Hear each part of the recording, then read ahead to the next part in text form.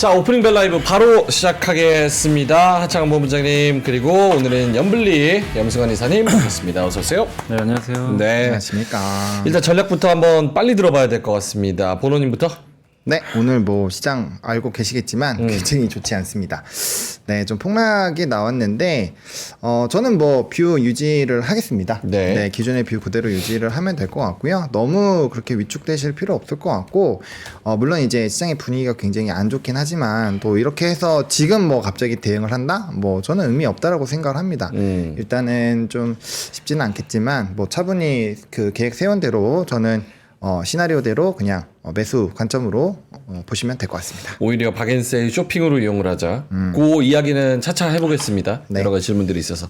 염 이사님은요? 네, 그러니까 좀 걱정했던 일이 현실화된 것 같아요. 그러니까 뭐냐면 우리나라는 이제 오른 것도 없는데 제 이제 걱정될 건 미국도 좀 가격 조정이 불가피했거든요. 사실 그동안 많이 올랐기 때문에 여기서 더 오르긴 좀 어려운 상황에서 결국 엔비디아가 좀 사실 충격을 좀 받아버렸죠. 이제 사실 제일 걱정한 게 그 부분이에요. 과연 그런 게 터졌을 때 우리나라도 버틸 수 있을 것인가. 근데 오늘 또 그 일이 터져버렸고 다만 이제 전략은 비슷해요. 아까 이제 본원님 말씀대로 저도 역시 뭐 이번에 좀 급락할 때 비중 늘리는 건 좋은데 너무 급하게 하실 필요는 없을 것 같고 추석 전까지 좀 힘들 것 같아요. 되게 힘들고 또 우리나라는 미국 간다고 또 올라가는 지금 장도 아니다 보니까 네. 좀 답답한데 그러나 분명히 또 지금 우리나라 펀더멘탈 대비해서 굉장히 또 싸게 거래되는 건 사실이니까 미국보다 저는 충격은 그렇게 아주 크진 않을 걸로 보는데 올라가는 속도가 되게 좀 답답할 것 같아요. 그럼요. 아직까지는. 그래서 네.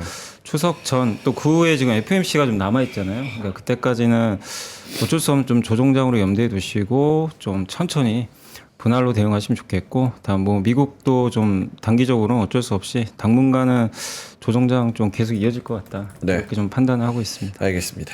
거래소 기준으로 상승 종목이 30개, 하락 종목이 851개입니다. 코스닥은 더 심한데요. 하락 종목 1530개, 상승 종목 57개. 거의 대부분 빠진다고 보면 될 것 같고, 상승 종목은 뭐 하나투자증권 외에 몇 개 ETF, 제주은행 뭐 이런 애들 밖에는 없습니다. 사실은 상승 종목이 하나도 없다고 봐야 돼요. 와. 그냥 그 딱 보니까 통신주하고 한전 그 정도만 오른 것 같아요. 딱 우와. 방어주만. KTNG, 한국전력, SKT 뭐 요 정도? 와, 이거 참 이래요, 이게? 와. CJ ENM 약간 강보합권. 아, 이래서 제가 여기 밖에서 방송 들어가기 싫다고 그랬는데 네. 부모님이 이게 참 근데 코스닥이 좀 너무 안타까운 게 올해만 마이너스 12% 빠졌거든요. 네네. 오늘 빠지면 마이너스 15예요. 그러니까 이제 끝없이 빠지는 게 좀 너무나 안타깝고, 근데 이게 여러 이유들은 뭐 복합적으로 작용하는데 지금 가뜩이나 거래대금도 너무 없어요. 거래대금 없는데 뭐 빠진다고 이게 누가 사주면 좋은데 지금 뭐 8월 초에 그런 폭락장이 나오면 또 개인들이 들어올 수도 있겠지만 지금 요런 이렇게 흘러내리는 하락에서는 개인 투자분들도 그렇게 적극적으로 막 사는 편은 아니다 보니까 좀 시장은 좀 당분간 좀 답답할 수밖에 없고, 좀 걱정은 이 코스닥이 자꾸만 무너지고 있어서 그렇죠. 이게 좀 바닥을 좀 찍어줘야 되는데 그게 좀 쉽지 않은 것 같아요 지금. 일단 정신 차리고 자, 그러면 줍줍의 기회, 그러니까 네. 보유자의 영역, 신규 진입의 영역으로 나눠서 한번 이야기를 할게요. 보유자의 영역은 지금 어떤 액션을 취하든지 별로 크게 상관이 없습니까? 아니면 추가적인 하락을 대비해서라도 지금이라도 던져야 됩니까? 본호님부터. 저는 지금 던지는 거 의미 없다고 봅니다. 의미 없다. 저는 항상 같은 상황에서 같은 대답을 드립니다. 하락할 때는 팔면 안 돼요. 올라갔을 때 팔아야 돼요. 요번에 그러니까 지수가 그 올라갔을 때도 밑에서 산 물량들은 정리 한번 해야 된다고 했었잖아요. 네. 근데 저 요거 엄청 먹었거든요. 왜 이럴 때 또 파냐고. 근데 그렇게 올라갔을 때 정리를 해야 되는 게 맞는 거고요. 지금은 떨어졌으니까 사야죠. 이게 맨날 올라갈 땐 쫓아 사고 떨어질 때 같이 팔면은 그렇게 재미 보시기가 쉽지 않을 겁니다. 물론 시간적인 부분이 지금 샀을 때는 그 이전 번에 샀을 때보다 시간이 좀 더 걸릴 거는 맞아요. 걸릴 수 있겠죠. 하지만 저는 절대적인 가격으로 봤을 때 삼성전자가 지금 7만 원을 위협하고 있는 현 시점이고 네. 그렇다고 삼성전자가 6만 7천 원대 가면은 2,580선을 더 깨가지고 더 밑으로 간다라는 건데 저는 뭐 그렇게 될 확률이 그렇게 많지 않다라고 보고 그 정도 수준에서 이제 계속 사 들어가면은 뭐 저는 큰 문제는 없다라고 생각을 합니다. 그리고 어차피 좀 들어놓고 뭐 어제 클벨에서도 말씀드리고 최근에 계속 말씀을 드린 게 사놓고 조금 뜸을 들이는 부분에 대해서 좀 언급을 드리고 있잖아요. 그러니까 그런 부분에서의 좀 생각을 하시는 게 맞고요. 물론 뭐 엄청 급하게 살 필요는 없죠. 엄청 급하게 살 필요는 없고 그리고 이것도 마찬가지입니다. 제가 계속 말씀드렸던 게 반도체가 끝났다고 생각하시면 네. 포트 자체를 왕창 줄여놔야 된다고 말씀을 드렸잖아요. 그렇죠. 그러니까 이 미국의 기술주도 마찬가지고 우리나라에서도 마찬가지. 내가 반도체를 투자를 하건 안 하건 반도체가 부러지면 상단은 무조건 떨어집니다. 그래서 이렇게 얻어 맞을 수밖에 없어요. 그러니까 반도체를 부정적으로 보셨으면은 시장에 참여를 하고 있으면 안 돼요. 포트를 확 줄여놨어야 되는 게 맞고 그거를 일단 내가 참여를 하고 있었다는 것은 적어도 이 정도는 아닐 거라고 생각을 했으니까 시장 플레이를 한 거고요. 그렇기 때문에 이럴 때는 저는 분할 매수로 사는 게 맞다. 여전히 그러한 관점은 유지를 하고 있다라고 말씀을 드리겠습니다. 알겠습니다. 절대 기준으로 싸서 산 거니까 지금 더 싸졌다고 해서 파는 거는 아무런 의미가 없는 짓이다. 그렇죠. 뭐 좀 아쉽긴 하죠. 왜냐면 내가 이제 A라는 상품을 뭐 전일에 75,000원에 사고 있었는데 보니까 할인을 좀 추가적으로 더 하네요. 그러면은 내가 이전에 산 게 아까울 수 있지만 내가 더 살 수 있는 입장이라면 뭐 나쁠 거 없죠. 그런 생각으로 해야 이렇게 좀 하락장에서 버틸 수 있고요. 그런 생각이 없으면 힘들어요. 힘듭니다. 지금 여기 상승 종목수, 하락 종목수 보시면 뭐 토탈 합해서 100종목도 안 오르는데 네. 얼마나 좋은 선택을 할 수 있었을까요? 이 쉽지 않거든요. 요거 보시면은 34종목 중에서 오늘 나머지 올라가는 거 보면은 뭐 이제 이 증권사, 그다음에 요 신라섬유, 양지사 이거 대표적인 뭔가요? 대표적인 품절주잖아요. 네. 트레이딩 자 모여, 자 시장 안 좋다 빨리 모여 이거 하는 거거든요. 그런 부분들이고 그 다음에 이제 STO 관련된 부분들 전일에 이어서 좀 연속성 좀 가지고 있고 그 정도 빼면 없습니다. 마리아나 정도 이런 거 빼고는 없거든요. 그러니까 그런 것들 빼고는 사실상 거의 뭐 안 간다, 대부분 없다라고 보시는 게 맞기 때문에. 그렇게 말씀을 드리겠습니다. 그러니까 뭐 팔았을 때 이걸 가지고 무엇을 할 수 있느냐의 문제인데 지금은 그런 약간 바꿔치기도 쉽지가 않다. 네, 그렇죠. 알겠습니다. 여미사님은 어떻습니까? 보유자, 기보유자의 관점으로서는 지금 어떤 액션을 취해야 됩니까? 그러니까 이게 이제 빠졌을 때 좀 고민되는 게 이게 이제 앞으로 진짜 약세장으로 갈 거냐, 네. 그냥 조정장이냐, 뭐 이걸 좀 판단해야 되는데 사실 그거에 지나봐야 우리가 정확히 아는 거고 다만 이제 우리가 분석을 해서 합리적으로 예측은 해봐야 되겠죠. 그래서 이제 제가 봤을 때도 저는 지금 이번 조정은 사야 되는 조정이 맞다고는 보고 있어요. 근데 그 근거를 좀 말씀드리면 오늘 사실 이게 슬픈 예감은 항상 틀리지 않는 게 미국 증시가 이 지난 10년간 보면은 9월만 빠졌어요. 평균적으로. 나머지 달은 다 올랐어요. 그러니까 희한해요. 근데 8월 말부터 그런 뉴스 아마 많이 보셨을 많이 거예요. 봤죠. 9월은 항상 빠진다.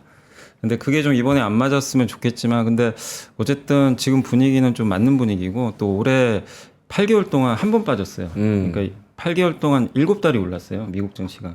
굉장히 강세장이었기 때문에 사실 뭐 빠져도 크게 이상할 게 없는 그런 좀 시장은 맞습니다. 그리고 근데 이게 빠졌을 때 우리가 좀 이렇게 그렇게까지 우리가 좀 부정적으로 볼 필요는 없는 게 제가 이제 한번 오늘 빠진 이유 한 3가지만 이렇게 적어 왔거든요. 네. 보시면 ISM 제조 PMI 지수가 신규 주문이 좀 많이 떨어졌어요. 그러니까 신규 수주가 47.4에서 이게 좀 충격적이었어요. 이제 주문을 안 한다는 얘기죠. 생산도 감소하고 재고가 폭증해 버렸어요.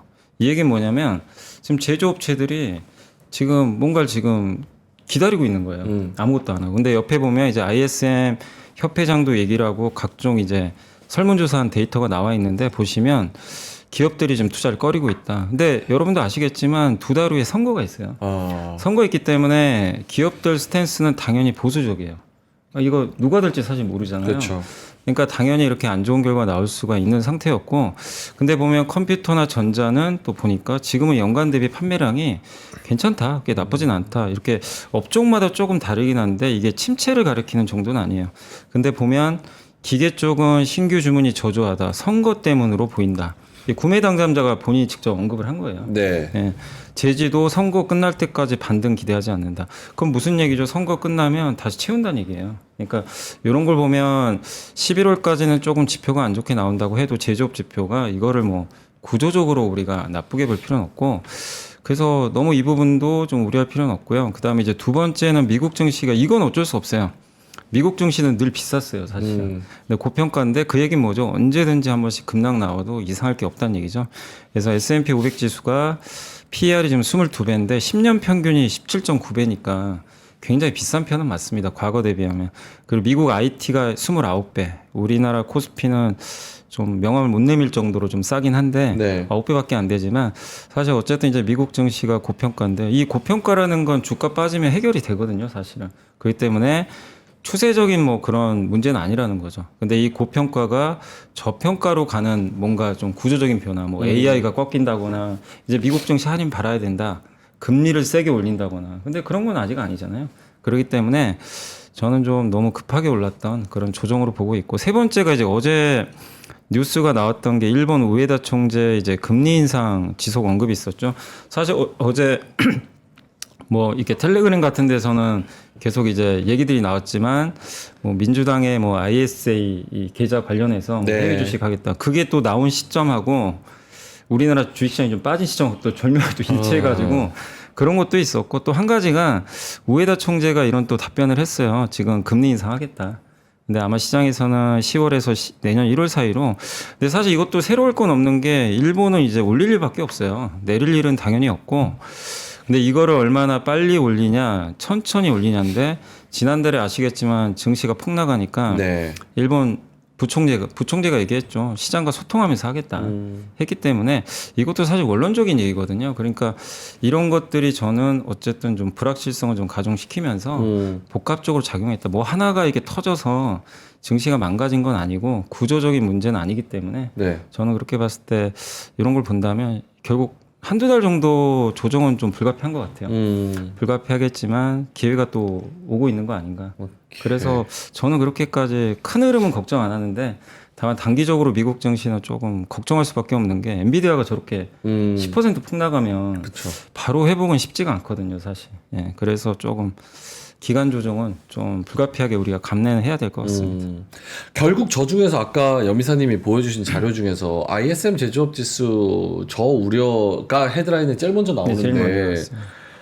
사실 지난번에 피해 금요일, 피해 월요일 때도 그랬어요. 경기 침체라는 게 두려운 건 이해가 가지만 제조업의 국가도 아닌 나라에서 제조업 지표의 세부 고용 지표를 보고 침체를 뭔가 근데 얘기하고. 막상 고용은 또 잘 나왔어요, 이번엔. 고용 잘 났어요. 이번엔 이게 또 고용은 또 잘 나왔어요. 그때도 피해 금요일, 피해 월요일 지나고 나서 바로 또 반등해가지고 쭉쭉쭉 올라왔잖아요. 맞아요. 뭐 V자는 아니겠지만 어쨌든 어느 정도 회복을 해서 그날 피해 월요일, 피해 금요일날 주신 분들은 또 수익 잘 봤단 말이에요. 그쵸, 많이 올랐어요. 그때. 예. 이번에도 그런 형태가 좀 나타난다고 생각을 해야 돼요. 그 정도- 왜냐면 약간 하락의 그런 요인이, 저게 엔비디아 시총 380조 원 날릴 만한 이슈예요? 그러니까 엔비디아는 또 이제 자사주 매입 프로젝트가 또 종료가 됐어요. 다음번 2배짜리 큰 게 있긴 한데, 일단은 이전 건 좀 종료가 되기도 했고 해서 겸사겸사 빠진 게 없잖아 있는 것 같고요. 뭐 이전처럼 바로 V자 반등은 모르겠지만, 저는 지금 사놓으면 어쨌든 플러스권으로 넘어간다고 생각합니다. 지금부터 이제 분할 매수 계속 뭐 며칠 전부터 분할 매수 얘기 드리긴 했지만, 당연히 하단 뭐 제가 밴드를 계속 잡아드린 게 있으니까 당연히 밴드를 밑에 잡은 이유가 있겠죠. 그러면 밑으로 내려갈수록 더 많은 매수를 하는 게 맞는 거고, 그래서 그렇게 모아가시는 구간으로 보면은 저는 뭐 괜찮을 것 같습니다. 뭐 적어도 지금 구간 이상보다는 주가가 올라올 거라고 보고 있고요. 이렇게 좀 그러니까 저는 그렇게 생각해요. 주식시장에서 그런 이 합리적으로 내 머릿속으로 이해가 안 되는 하락이 나왔을 때는 그게 정답일 때도 있지만, 네. 저는 반대일 때가 더 많았거든요. 그래서 이렇게 모두 다 갑자기 난데없는 공포가 빠지고, 근데 또 심지어 한 3달, 4달 뒤를 보면은 그렇게 나쁠 것 같지가 않은데 막 많이 빠지잖아요. 그러면은 그럴 때 사면 기회가 많이 와요. 근데 이제 내가 예상치 못한 하락이 왔어요. 근데 3-4달 뒤를 생각해도 이거 답이 안 나오는 것 같아요. 네. 그러면 조심해봐야죠. 근데 저는 3-4달 뒤 쪽으로 보면은 나쁘지 않을 것 같다는 생각이 들거든요. 그렇기 때문에 뭐 하락의 요인도 뭐 아까 저도 그 얘기 하려고 했는데, 일단은 제조업 쪽으로 했는데 이제 그 사업의 프로세스가 좀 바뀌었잖아요. 그러니까 단순히 제조업이 좀 저조하다라는 게 무조건 경기 침체일까? 뭐 고용 데이터를 지금 다 본 것도 아니고 실업률이 4.2, 4.1 막 이렇게 예측이 나오고 있는데 만약 4.5 이렇게 나왔어요. 그러면 또 달라지죠. 근데 그런 것도 안 나온 상황에서 이 정도까지 좀 뺀다라는 것은 하나의 그럼 두 기회가 되지 분께 않을까. 요 질문 한번 드려볼게요. 시장이 이렇게 저는 그렇게 큰 이슈라고, 그러니까 엔비디아 시총 380조 날아갈 만큼 뭐 10% 급락할 만큼 큰 이슈라고 생각하지 않지만 시장은 어쨌든 그렇게 반응을 했잖아요. 그러면 이번 주에 나오는 고용 지표들이 시장이 지금 굉장히 초예민해서 저러고 있는 거면 고용 지표가 앵간히 잘 나오지 않는 이상 시장은 더 떨구려고 저렇게 예민하게 준비를 하고 있겠구나라는 생각을 한다면 오히려 지금이라도 살짝 좀 보수적으로 조금 도망가야 되나 이런 생각도 조금 하게 되고. 그러니까 저는 근데 이제 보유하신 분들 입장에선 뭐 보유한 종목이 다 다르잖아요. 네. 뭘 갖고 있냐의 문제예요. 그렇죠. 그러니까 그런 분들은 지금 다 폭락하잖아요. 그 하이닉스도 뭐 마이너스 7인데 지금 살아남은 기업들은 별로 없는데 이제 옥석 가ring이 당연히 해야 되겠죠. 그러니까 보유한 분들은 내가 갈아탈 게 있으면 과감히 갈아타야 돼요. 그건 좀 결정을 하셔야 돼요. 대신에 현금을 늘리겠다, 그건 아닌 것 같고요. 그 현금을 늘리려면 뭔가 시장에 구조적인 변화가 생겨야 되거든요. 근데 우리나라 같은 경우는 좀 최근에 세금 이슈 때문에 좀 눌리는 건 있지만 분명한 건 펀더멘털은 되게 좋아지고 있어요. 지금 계속 좋아지고 있고, 또 거기다가 미국도 저는 좀 걱정이 엔비디아가 좀 너무 많이 오른 게 걱정이지 엔비디아의 뭐 실적을 걱정하는 건 아니거든요. 근데 주가가 그만큼 지난 5년 동안 3,000%나 올랐는데 조정을 받아도 사실 별로 이상할 건 없어요. 근데 다만 이게 걱정이 너무 우리나라 개인 투자분들이 또 엔비디아를 뒤늦게 또 많이 사셨기 때문에 이게 고점이 또 물려 계신 분들도 많이 그쵸. 계시단 말이에요. 근데 그분들 입장에서는 되게 고민이죠. 이걸 또 여기서 줄여야 되나. 왜냐하면 이제 고점에서 또 굉장히 많이 빠진 상태니까. 근데 저도 결국 기다리면 결국 다시 한번 좀 고점에서 매도할 시기는 오겠지만 저도 제가 만약에 미국 주식을 뭐라고 할 수는 없지만 제가 만약에 미국 주식 한다면 지금 이제 금리 인하 사이클도 좀 시작되니까 좀 한번 그런 쪽에서 좀 새롭게 좀 시작될 기업들을 찾아보는 것도, 그러니까 우리가 너무 막 맨날 엔비디아만 바라보잖아요. 그러니까 중요하죠. 엔비디아가 무너지면 안 되고, 당연히 엔비디아가 저는 다시 한번 좀 고점을 좀 가지 않을까 생각하는데 기간은 좀 길 것 같고, 예. 그렇기 때문에 여기서 뭐 추가적으로 더 늘리는 것보다는 좀 보유만 하는. 그리고 국내 증시 관점에서 이미 사실 한국 반도체 이미 다 폭락을 해 있거든요. 그래서 이미 하이닉스만 해도 30%가 빠져 있어요. 그렇기 때문에 도망가는 것보다는 한국의 반도체는 오히려 저는 더 비중을 좀 늘려야 될 때가 아닌가. 단 그 반도체 종류가 너무 많으니까 그건 공부를 해서 좀 더 엣지 있는 기업이 뭐가 될까 그걸 좀 선택해서 갈아타야죠. 반도체 안에서도. 그래서 그 포트폴리오 조정 정도만 하면 되지 않을까 이렇게 생각은 하고 있습니다. 알겠습니다. 하문호님도 약간 좀 고용지표 쭉 나오는 거 있어서 네. 좀 이거 확인해서 좀 안 좋으면 더 뺄라나? 약간 이런 고민을 해야 되는지. 뭐 그런 가능성도 충분히 있죠. 네. 그럴 가능성 뭐 충분히 있는 상황이고, 저는 엔비디아 오늘 새벽에 또 영상을 열심히 찍고 왔는데 그 영상에서 저는 어떤 얘기를 했냐면은 오늘 엔비디아가 11% 빠졌잖아요. 저는 최대 20%까지 빠진다고 가정하고 시나리오를 세웠습니다. 네. 그러니까 지금 이러한 한 방을 한 대 더 얻어 맞을 수 있다라고 각오를 하고 스타트를 하는 거죠. 애초에 그렇게 밴드를 잡아 놓기도 했었고요. 그래서 뭐 추가적으로 더 뺄 수도 있습니다. 뺄 수도 있는데 저는 뭐 그렇다고 해서 그런 이하로까지 빠졌을 때 우리나라에서 이런 증시에서의 매수를 포기해야 되느냐, 저 그렇게 생각하지 않습니다. 이전에도 블랙 먼데이 때도 그때도 다들 공포였어요. 채팅창에서도 다 공포였고, 뭐 이런 날 어떻게 사냐, 다음에 사라, 뭐 이런 얘기 있었지만 이럴 때 안 사면 언제 사냐고 얘기 드렸잖아요. 비슷합니다. 지금도 물론 저번이랑은 조금 다른 궤도이기는 하지만 그래도 지금 구간에서부터 모아가는 뭐 조금 이전 며칠 전부터 해서 상관없습니다. 네. 어차피 막 거치로 담지 말라고 계속 말씀을 드렸어요. 그래서 그렇게 뭐 잘못된 의사결정만 안 하셨으면 분할 매수로 지금부터 계속 사나가면은 괜찮습니다. 네, 괜찮다고 보고 있고요. 그 다음에 이제 그 우리나라 지수단도 좀 약간 헷갈리는 부분들이 없잖아 있기는 해요. 근데 만약에 여기서 반도체가 뭐 엔비디아 더 부러지고 네. 뭐 삼성전자 지금 막 끝도 없이 떨어질 거라고 생각을 하시는데, 그렇게 떨어지면 어차피 어떤 종목 가든지 다 박살납니다. 네, 그건 어쩔 수 없어. 지수 상단 자체가 떨어진다니까요. 지수 상단 자체가 떨어지는데 거기서 어떠한 의사결정을 한들 좀 좋은 의사결정을 하기가 어렵다라는 거죠. 그래서 그런 부분에 대한 얘기는 이미 드렸고, 일단은 뭐 시장을 참여하고 계시는 거면 거기에서 나름대로의 이제 좀 방향성을 잡으신 거니까 지금은 너무 이렇게 패닉에 빠져서 지금 파는 거 진짜 의미 없어요. 이전에도 말씀드렸잖아요. 그때 며칠만 지나고 보면은 괜찮아진다라고 그때 파신 분들은 다시 2,700 올랐을 때 얼마나 후회 많이 하셨겠어요. 얼마 걸리지도 않았어요. 그래서 하락할 때 파는 게 아니라 항상 올라갈 때 파는 거고 떨어질 때는 어떻게 해서든지 현금을 마련을 해서 이제 열심히 뭐 월급에서 내가 소득이 얼마 안 나면 그거라도 어떻게든 나중에 사는 거죠. 그렇게 하는 거고요. 그리고 애초에 그래서 현금도 꽤 많이 마련할 수 있게끔 올라왔을 때 밑에서 산 거 다 팔자고 했었잖아요. 오케이. 그렇기 때문에 그렇게 좀 저는 그냥 말씀드렸던 그대로 시나리오대로 그냥 하시면 될 것 같습니다. 알겠습니다. 오늘 뭐 왕창 던지지 않는데 꽤 많이 깨지네요. 외국인이 800억 던지고 기관이 200억 던지는데 이런 적은 수급으로도 쫙 밀어버릴 수 있는 그런 시장 같습니다. 거래가 너무 없어요. 그러니까 거래 대금이 거래량도 코스피도 거래량이 어마어마하게 빠졌더라고요. 그러게요. 그러니까 아예 개인 투자분들이 사실 좀 떠났다고 보는 게 맞는 것 같아요. 시장. 그러니까 그런 상황에서 외인 기관이 조금만 팔아도 이제 받아줄 주체가 사실 많지 않고 개인 투자분들도 오늘 같은 날은 밑에다 깔아놓고 사지 위로 올리면서 사진 않거든요. 그러니까 이제 그런 것들이 체결되면서 개인들이 오늘 좀 사는 게 보이지만 사실상 이제 받아줄 주체가 전무한 것 같아요. 연기금도 좀 아쉽지만 오늘 같은 날 사주면 좋은데 오히려 매도를 하고 있고 기관도 지금 보면 은행이나 보험 정도만 사고 있거든요. 그러니까 사실상 오늘 매수할 주체가 전혀 없는 상태에서 조그만 거래에도 그냥 증시가 무너지고 있는 그런 좀 상황인 것 같습니다. 덥지 않으세요? 두 분? 좀 더운 건 덥죠? 저는 오늘 반팔이라서 평소보다 좀 괜찮긴 한데.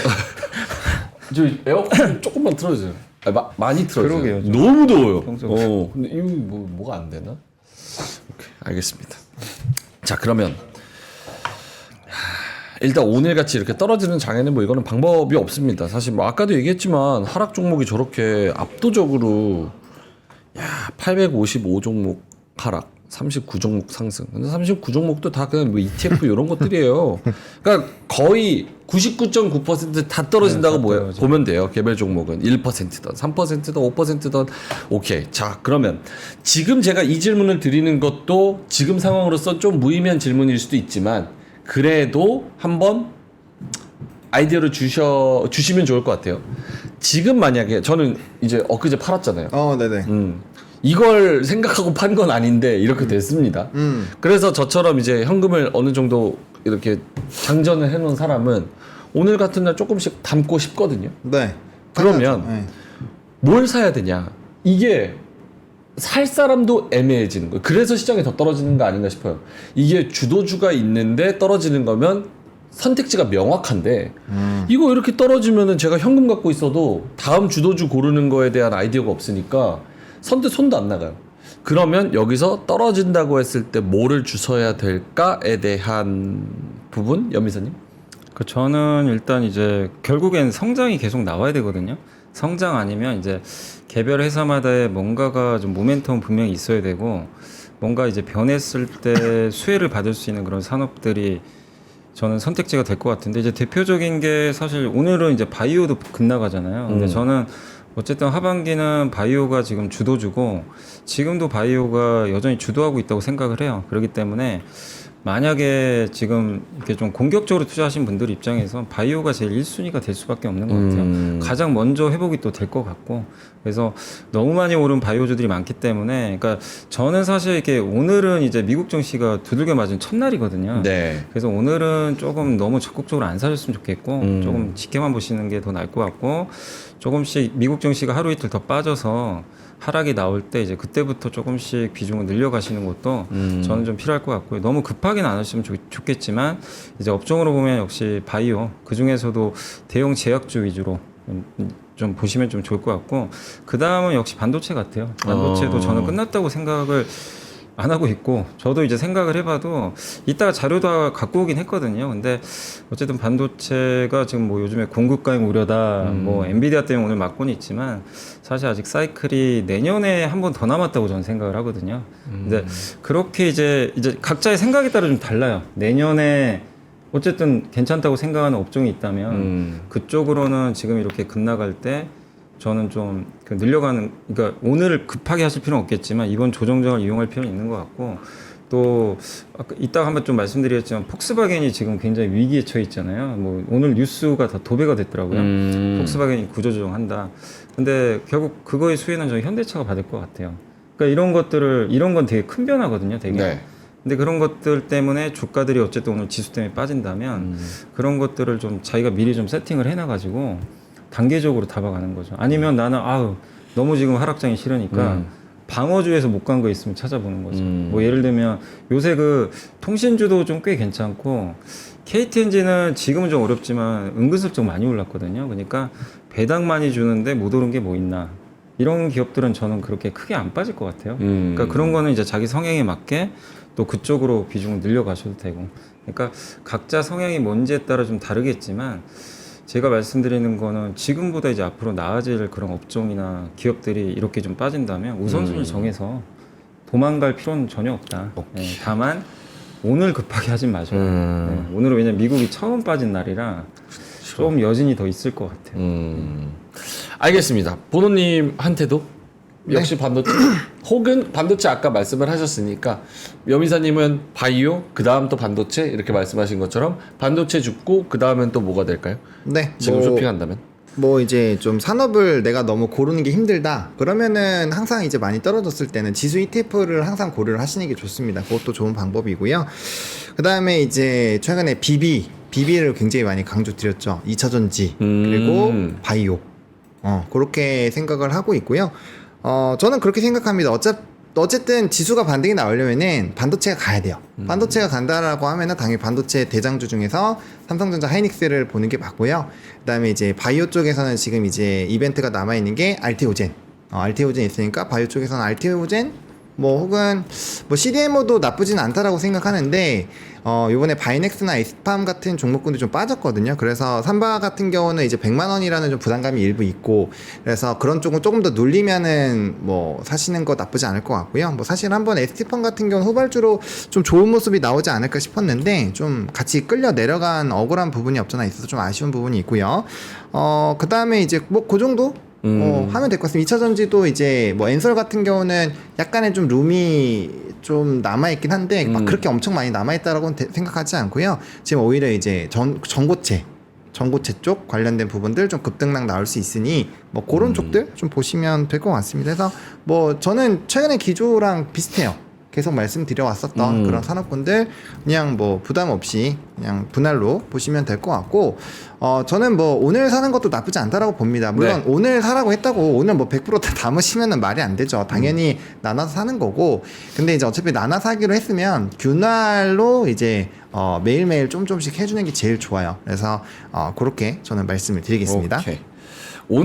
오늘도 주실 수 있다 이렇게 얘기한다고 오늘 뭐 전재산 다 넣어가지고 상승하는 거 기다리자 뭐 이런 거 아닌 거는 뭐 다 아실 테니까 어쨌든 뭐 추세적인 약세장으로 진입한다라고는 아직은 좀 얘기할 수 없기 때문에 물론 또 이번 주 고용지표 나오고 나서 뷰가 또 어떻게 바뀔지 모릅니다. 그 변동은 충분히 좀 인지를 하고 있어야 되고 만약에 생각보다 뭐 더 이상하다 이러면은 또 뷰가 바뀔 수도 있으니까 그런 것도 참고해 보시면 좋을 것 같습니다. 제가 그 PB 분들 만나면은 네. 요새가 진짜 영업하거나 주식하기 제일 힘들다 그러더라고요. 약간 장의 시황이나 보는 뷰가 한 시간마다 본인도 달라져가지고 어느 장단에 어떻게 이야기를 해야 될지 모르겠다 뭐 이런 그냥 이야기도 방향이 하고. 없어요. 방향도 없고 한국은 뭐 그냥 미국과 상관없이 계속 흘러만 내리고 있고 근데 미국은 약간의 부담이 좀 있었고 그게 이제 이번에 좀 가격 조정으로 좀 시작이 된 것 같고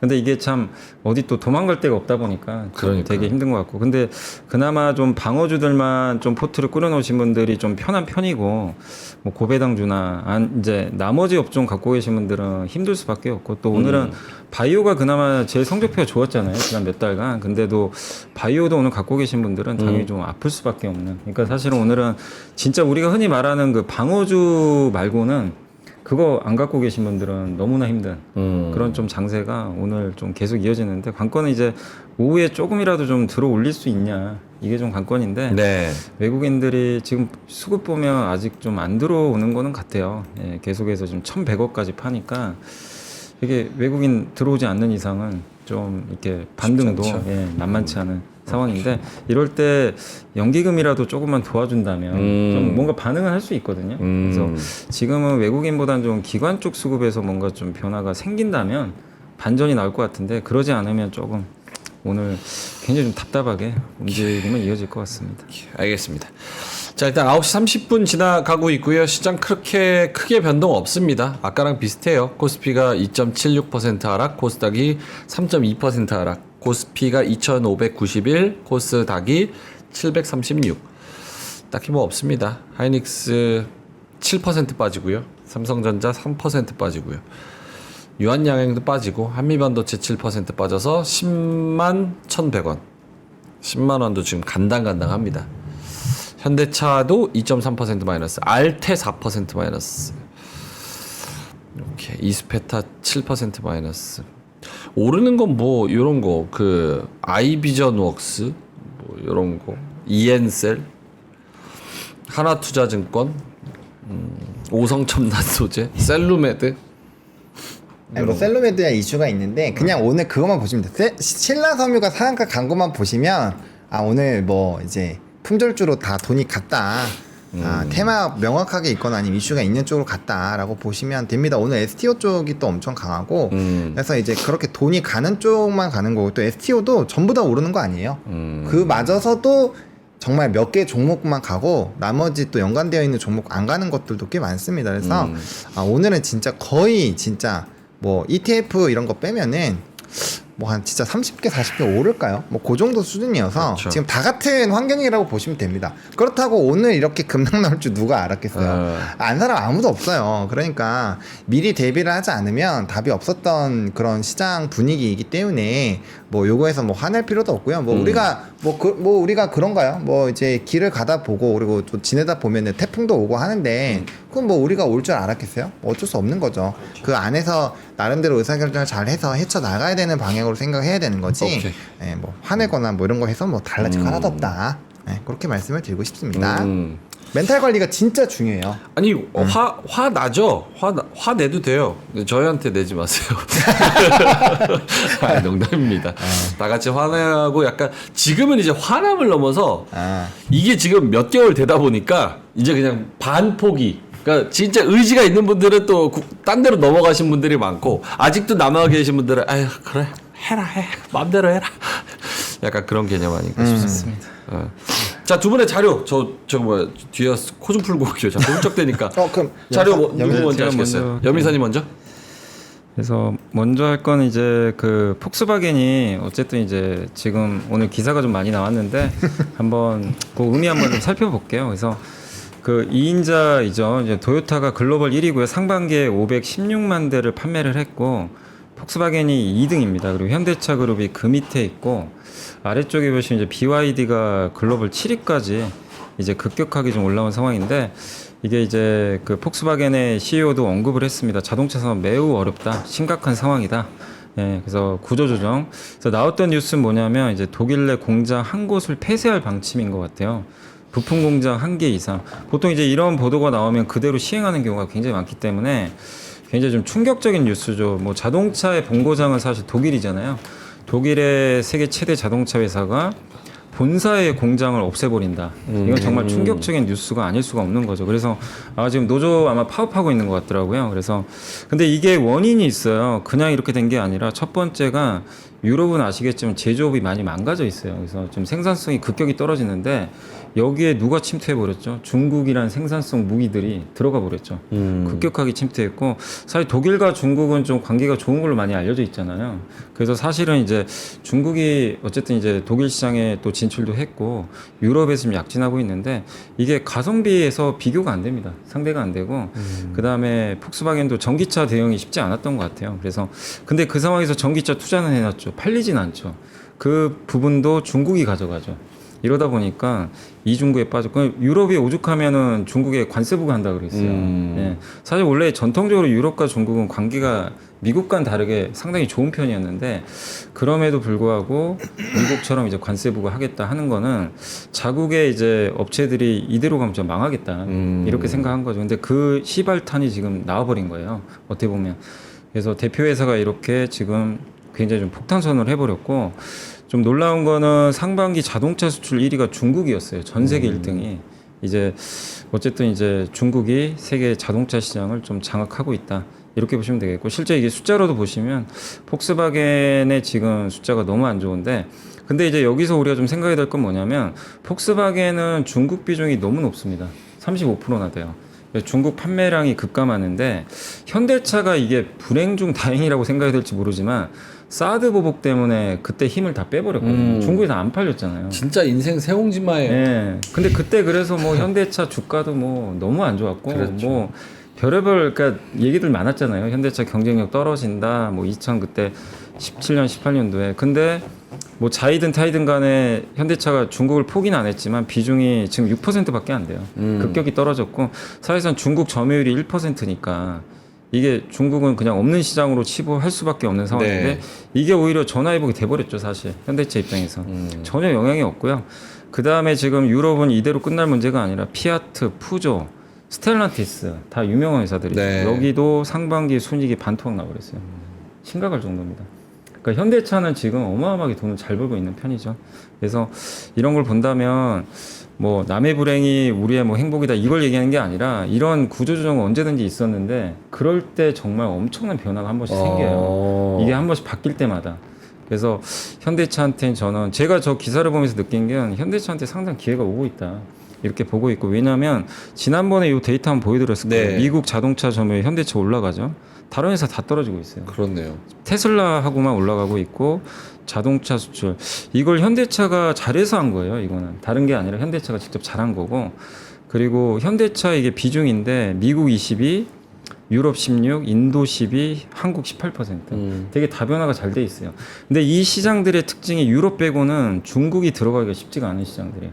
그러니까 유럽은 어쩔 수 없어요. 중국이 들어올 것 같은데 나머지 시장에서 현대차가 아마 중국보다는 월등히 좀 높은 점유율을 계속 유지하지 않을까 이렇게 좀 보고 있고 또 옛날에 일본 얘기들을 많이 하세요. 일본이 옛날에 그 미국에 무한 침투했을 때 미국이 이제 방어를 해버렸거든요. 야, 도요타 너네 좀 그만 좀 여기다 팔아라.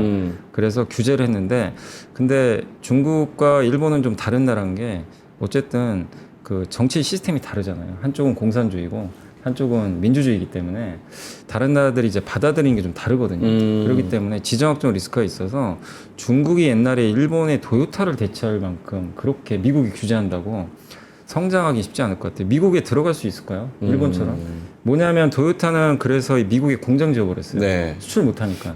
근데 중국이 공장 짓기는 어렵잖아요. 미국에. 그죠? 현실적으로. 그래서 그런 걸 보면 중국이 유럽이나 이런 데서 동남아 쪽에서 약진을 하더라도 나머지 시장에서 경쟁자들이 이렇게 좀 힘들어하면 현대차한테 좀 기회가 오지 않겠냐. 그렇죠. 그래서 그렇게 보고 있어서 저는 이 뉴스가 오늘 같은 시장에는 뭐 전혀 반영은 안 되겠지만 중장기적으로 한번 여러분들이 혹시 뭐 현대차 주주분이든 뭐 고민 있으신 분들은 폭스바겐의 요 위기를 한번 잘 고민 한번 해보세요. 해보시고 한번 투자 판단 하시는 것도 저는 한번 필요하지 않나 해서 한번 자료 가져봤습니다. 현대차가 하이브리드가 됐던 전기차가 됐던 내연이 됐던 로봇이 됐던 소프트웨어가 됐던 밀리는 게 하나도 없잖아요. 안 밀리죠 사실. 네. 네. 완전 글로벌 완전 탑 1으로 잘하고 있는데 챈스님께서 항상 말하지만 현대차는 좋지 주식은 안 좋아.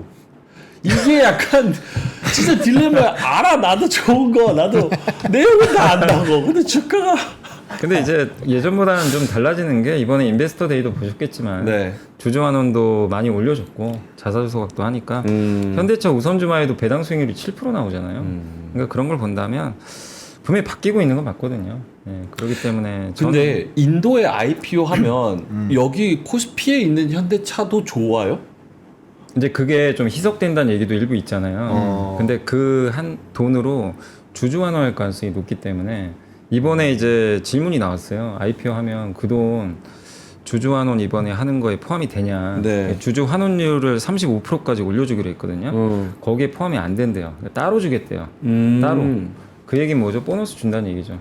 근데 그게 가능해요? 예를 들어서 인도에서 상장을 해서 그 돈을 받아서 한국에 있는 코스피의 주주들한테 주주 환원을 한다는 게 가능한 얘기예요? 뭐 현대차가 대주주. 그게 되나? 일부 이제 가져올 수 있는 그거 안 될 것 같은데요. 저. 배임 아니야? 그거 배임 횡령 뭐 그러고 들어가지 않아요? 아니 그렇게 따지면 애플은 중국에서 번 돈을 주주들한테 배당 주면 안 되죠.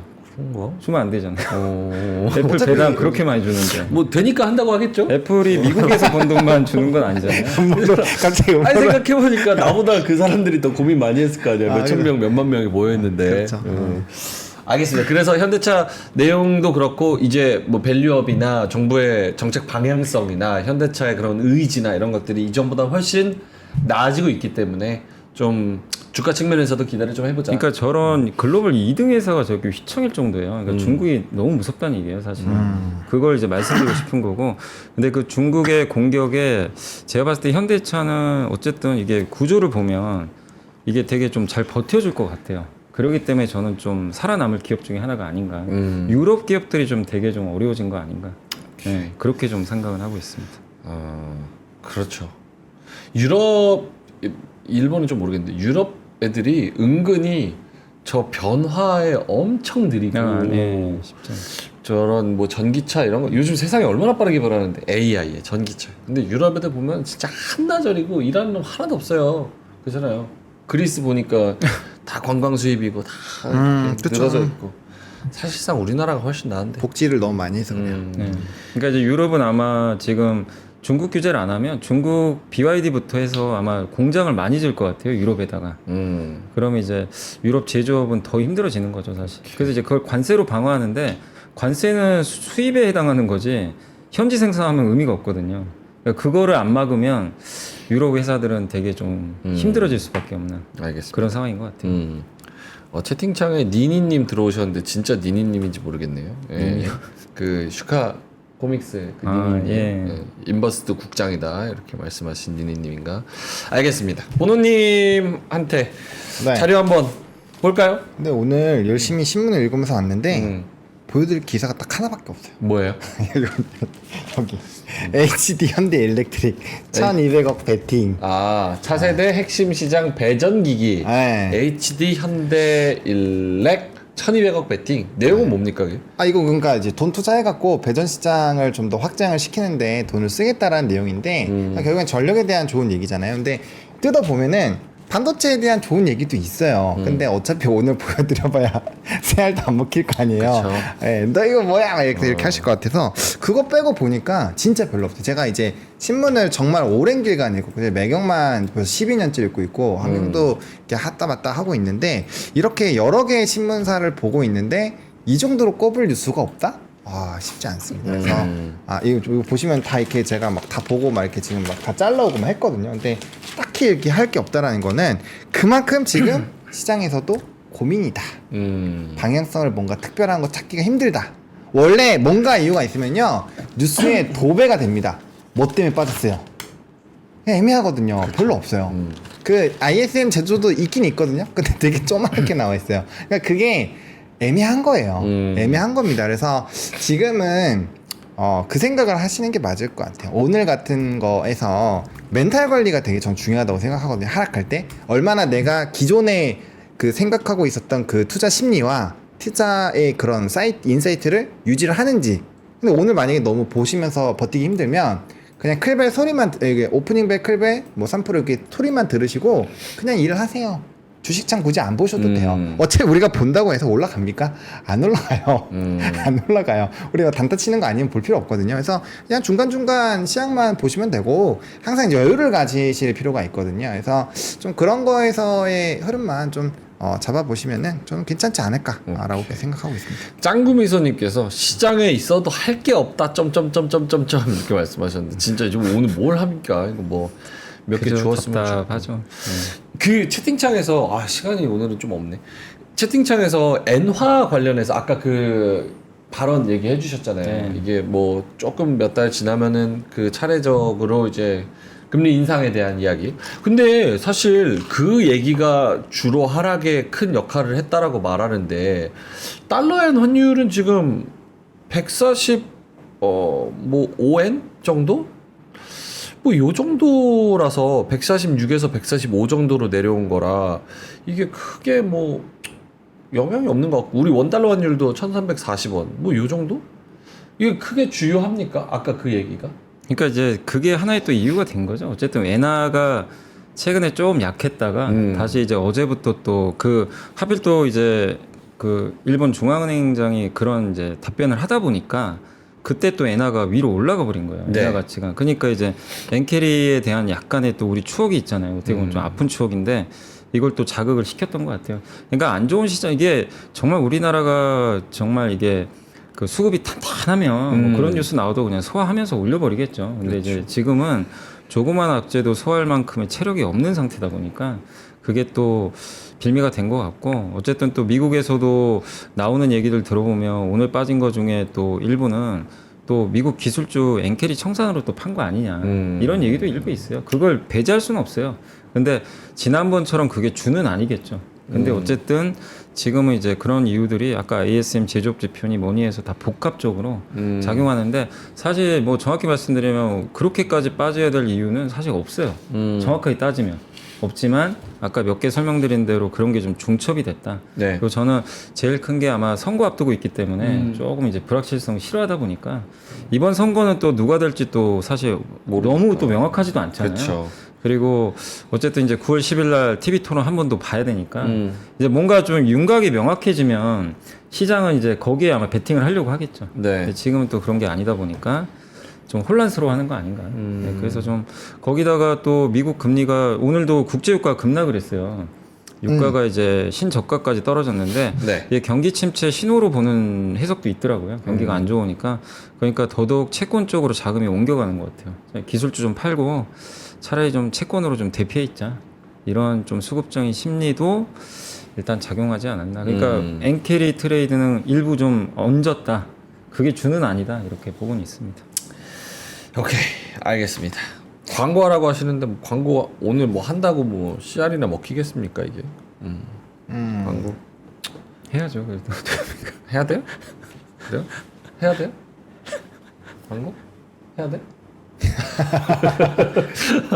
아 이거 광고하면 나 욕 오지게 먹을 것 같은데 지금 오늘 같은 장에 그냥 띄우기만 할게요. 띄우기만. 3프로랑 이제 삼진제약 이 추석 명절 특별 할인 행사로 이렇게 청담관절, 하루엔진 이뮨 부스터, 밀크시슬, 오메가3, 루테인 뭐 이런 것들을 팔고 있습니다. 근데 이게 그냥 담백하게 뭐 내용은 다들 아실 테니까 밀크시슬 뭐 오메가 이런 거 다 아시니까 저희가 이거 3% 특가로 가져온 거거든요. 그래서 다른 데 어디 뒤져봐도 이거보다 싼 데가 없습니다. 그래서 꼭 필요하시면 링크 타고 들어가셔서 저희가 고정 댓글 해놓을 테니까 들어가셔서 추석 선물로 한번 사보시면 좋을 것 같습니다.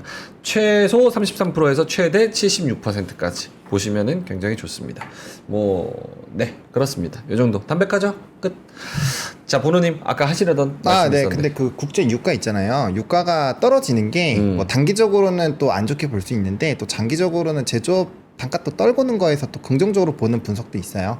너무 안 좋게만 볼 필요는 없다라고 생각을 하고 있고 시장이 뭐 또 왔다 갔다 하면서 좀 빠지는데 그거는 좀 보셔야 됩니다. 아까 잘 말씀해 주신 것처럼 외국인이 어쨌든 현물에서 나가고 있는 거는 뭐 삼성전자 하이닉스 기준으로 빠지는 거고 어제도 거래대금 보시면은 삼성전자 하이닉스가 1등 3등이었거든요. 2등이 이제 유한양이었고 그래서 이제 거래대금을 중심으로 좀 보시면 그래도 나름 좀 시장 이해하는데 좀 도움이 돼요. 그래서 거래대금 상위에서 보시면 오늘도 삼성전자 하이닉스가 거래대금 제일 높잖아요. 그래서 여기서 이제 열심히 이제 싸우고 있는 거고 그 다음에 이제 많이 들어간 게 ETF 쪽으로는 이렇고 보기 싫으시면 이렇게 제어만 이렇게 나오거든요. 그러면은 딱 나오잖아요. 반도체, 바이오, 그 다음 STO 쫙 깔려 있고 그 다음 배당 이렇게 깔려 있으니까 요런 관점에서 시장을 조금 보시고 지금 단기적으로는 어느 쪽으로 돈이 좀 쏠려 있구나. 이제 그런 것들에서 의사결정을 하시면 그래도 좀 방향성 체크하시는데 나름대로 도움이 되지 않을까 생각합니다. 오케이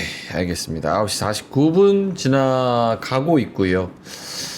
좀 모르겠습니다. 이제 저도 매일 방송을 한 3번씩 뭐 고정으로 막 이렇게 하니까 진짜 좀 답답한 거를 계속 뭐 징징대고는 있는데 사실 뭐 국장의 힘이 왜 이렇게 별로 없고 메가리가 없는지는 여러분이 더 잘 아시잖아요. 근데 이제 좀 여러 가지 정책들이나 그런 것들이 좀 도입이 돼야 되는데 쉽지 않네요. 생각만큼. 대선도 있고. 아까 그런 채팅이 있었습니다. 하부노님한테 질문을 해가지고 네. 9월 지나면 그래도 롱으로 조금 포지션이 잡힐 걸로 긍정적으로 기대를 해도 되냐? 네. 그 11월, 12월에 좋다고 생각하니까 롱으로 말씀을 드려왔던 거고, 그다음에 그 우리가 이게 이제 매일 안 보시는 분들도 있어서 약간 좀 끊김이 있을 수 있는데, 저희가 그런 얘기 했었잖아요. 추석 전에 좋을까요? 별로 안 좋을 거예요. 얘기했었고, 그다음에 뭐 통상적으로 9월 안 좋나요? 매매해 보시면은 상당히 느낌 안 좋았어요. 이 얘기도 많이 했었거든요. 그런 얘기 했었는데, 저는 이제 우리나라 장이 대선 전이 좋다는 얘기가 아니라 미국 장이 대선 후에 일단 전후로는 흐름이 좋았고, 특히나 후로는 좋았던 적이 워낙 많으니 그거 했을 때 우리나라가 반절만 쫓아가도 지금 시점에서는 기회이지 않을까, 그런 관점으로 계속 말씀을 드리고 있다라는 점을 인지를 해주시면 좋을 것 같습니다. 알겠습니다. 뭐 그 여미사님한테 오후장까지 전략 물어봐도 의미가 없겠죠? 저는 뭐 오늘 아까 이제 전략은 다 말씀드렸고 네. 지금은 그냥 좀 비중 유지하시면서 지켜보시면 좋겠고, 다만 이제 당연히 이제 멘탈이 오늘 같은 날 흔들리고, 사실 이제 뭐 요즘에 계속 보시면 많은 분들이 국장을 떠난 건 사실이에요. 의욕이 떨어지니까. 그래서 좀 어렵지만 어쨌든 이렇게 또 하락 뒤에는 주식시장은 영원히 하락하지는 않거든요. 영원히 하락하지는 않으니까 이런 또 아픈 장이 좀 있으면 또 나중에 또 저는 뭐 일단 추석까지는 좀 힘들다고는 보고 있어요. 추석까지는 아무래도 또 사람들 심리가 작용하니까. 근데 FMC 이후로는 좀 나아지지 않을까, 이렇게 지금보다는 분위기가. 그래서 그때를 대비해서 조금씩 어쨌든 주식 비중을 좀 안 좋을 때마다 늘려가시면 좋겠고, 자, 몇 가지 자료는 좀 가져와 봤는데 네. 어쨌든 이제 신문에 많이 나왔던 내용들을 몇 개만 좀 또 추려와 봤어요. 그러니까 요즘에 제일 많이 나오는 게 신문마다 뭐 저도 이유는 모르겠어요. 원전 얘기로 도배가 돼요. 원전? 네, 원전 얘기가 너무 많이 나와요. 그러니까 신문마다 주요 이제 얘기들이 좀 원전 관련된 특집들이 많은데, 그만큼 이제 원전이 아시겠지만 지금 탈원전에서 친원전으로 뭐 우리만 그런 게 아니라 전 세계가 바뀌고 있고, 여기 이제 우리나라가 지금 수주를 할지는 모릅니다. 근데 이제 이번에 한수원 사장이 스웨덴, 핀란드, 네덜란드, 슬로베니아는 수주 가능성이 좀 높다고 언급을 직접 해놨거든요. 그래서 한번 이런 부분도 체크해 보시고, 또 어제 신문 기사 나온 건데 23년도 국방비 지출액이 3천조 원인데 노르웨이 국방부 장관이 왔나 봐요, 한국에. 그래서 인터뷰란 자료가 있어요. 근데 보시면 노르웨이가 사실 보시면 저도 몰랐어요. 러시아랑 국경이 맞닿아 있더라고요. 살짝 여기 끝에 보이시죠? 맞닿아 있어요. 그러니까 굉장히 위협을 느낄 수밖에 없어요. 그래서 노르웨이는 아시겠지만 평화의 나라죠. 이 노벨 평화상 주는 나라인데 국방비 지출액을 지금 늘릴 수밖에 없고, 나토도 이게 러시아 우크라이나 전쟁이 끝나면 방산주한테 당연히 안 좋아요. 안 좋지만 네. 혹시라도 그런 일이 터지면 또 기회가 된다고 보는 게, 전쟁이 끝났다고 지정학적 리스크가 완전히 해소된다고 보지는 않거든요. 그래서 이거는 지금 이제 각자 도생의 시대이기 때문에 저는 계속 이어질 수밖에 없고, 지금 이제 폴란드에서 요거 MSPO 열리고 있잖아요. 그 방산 이벤트. 그래서 이번에도 좀 좋은 뉴스가 저도 나왔으면 좋겠는데, 시장이 좀 안 좋긴 하지만 우리나라 기업들이 이런 것들을 지금 다 이미 공개를 했다고 합니다. 그래서 이 폴란드 방산 이벤트가 굉장히 크더라고요. 예, 세계 이제 유럽 3대 방산 전시회니까 여기서 항상 이제 많은 또 뭐 MOU나 이런 체결 이슈들이 항상 좀 나왔으니까, 여러분들이 좀 어려운 장이고 사실 뭐 그 힘드시겠지만 이렇게 좀 변하는 부분도 계속 한번 들여다 보시면 나중에 또 시장 좋았을 때 좀 도움이 되지 않을까 해서 한번 이렇게 신문 기사들 좀 요약을 해왔으니까 한번 여러분들이 참고해 주시면 또 좋을 것 같습니다. 그리고 마지막으로 반도체 간단히 말씀드릴게요. 내년에 반도체 괜찮다고 생각하는 거는 전통 반도체 때문에 그래요. 꼭 AI가 아니라 반도체 그 코로나 때 PC 구매 많이 했잖아요. 교체 주기 도래하고요. 윈도우 10 업데이트 종료되고, 그 다음에 온디바이스 AI 출시되고, 2018년도에 대규모 서버 투자했는데 서버 교체 주기가 한 6년 돼요. 그래서 이거 바꿔야 되고, 또 한 가지가 검은 신화 50이란 게임이 어마어마하게 히트를 쳐버렸어요. 네. 이번에 결국 이 게임 하려면 사양이 굉장히 높아야 돼요. 그래서 이런 게임들이 앞으로도 많이 나오겠죠. 그러면 디램한테는 좋을 일은 분명하거든요. 그러니까 우리가 AI만 좋게 볼 필요는 없다는 거예요. 그래서 저는 한국의 엔비디아보다 오히려 좀 한국의 메모리 반도체를 저는 개인적으로 더 긍정적으로 지금은 바라보고 있습니다. PC 구매도 교체 주기가 도래하고, 서버, 대규모 서버 투자, 교체 주기, 온디바이스 AI 요것도 탑재량 출시. 증가하잖아요. 디램 탑재량. 그리고 게임도 디램 탑재 용량 증가. 오케이, 알겠습니다. 자, 이제 가죠 이제. 네, 가시죠 이제. 할 말 없어. 빨리 도망가고 싶어지는 거. 내가 들어올 때도 방송하기 싫다 그랬거든요. 오늘 같은 그죠, 날, 오늘 이게 같은 날은 즐거워야지 서로 이렇게 막 하는데 아까 페퍼민스님께서 페퍼민스님인가? 페퍼민트? 페퍼민스. 아, 민스. 하루 이틀 빠졌던 것도 아니고 앵커 담담하게 진행을 해달라. 감정적으로 진행하면. 근데 포스코 퓨처엠 올라가네요. 보스코 퓨처엠이죠. 이게 미래잖아요. 퓨처잖아요. 퓨처. 퓨처엠. 예. 에코프로비엠도 보합까지 퓨처. 왔네요. 2차 전지는 좀 2차 버티네요, 전지. 확실히 그래도. 이제 2차 전지죠. 모건 스탠리가 힘이 있긴 있네요, 진짜. 모건 스탠리가 봄이 온다고 했었죠, 사실. 포스코 인터내셔널도. 포스코 어, 그룹주가 괜찮은 것 같아, 진짜. 그래도 뭐라도 좀 오르면 좋겠네요, 밸류. 진짜. 예, 뭐라도 좀 이렇게 올라가면. 그러니까 뭐라도 오르면 좋겠네요, 진짜. 2차 전지 오르면 코스닥한테는 좋잖아요, 사실. 알겠습니다. 자, 우리 정말 심심한 위로의 말씀과 에너지 넘치는 파이팅 넘치는 응원의 말씀을 드리면서 저희는 여기서 마무리를 해야 될 것 같고요. 전략을 잘 세워 보시고 뭐 내리는 비를 피할 수 없으면 맞을 땐 또 맞아야죠. 그 다음에 또 시나리오를 세워 보면 항상 상승장만 있을 수는 없잖아요. 그렇죠? 그렇죠. 내릴 때 현명하게 대처하는 것도 또 하나의 투자이기 때문에 잘 전략을 세워보시면 좋을 것 같고요. 이따가 3시 20분에 클로징 벨에서는 조금 더 활기차게 그리고 재미있게 웃으면서 할 수 있도록 시장이 좀 올라줬으면 하는 바람입니다. 이따가 3시 20분 오후에는 파이팅 하시고요. 유쾌하게 뵙도록 하겠습니다. 오늘도 함께 해주셔서 대단히 고맙습니다. 박근영, 이선영, 사경인, 염승환 투자 마스터들의 세심한 케어로 건강한 투자 습관을 만드세요. 3프로 멤버십 3프로 앱에서 확인하세요.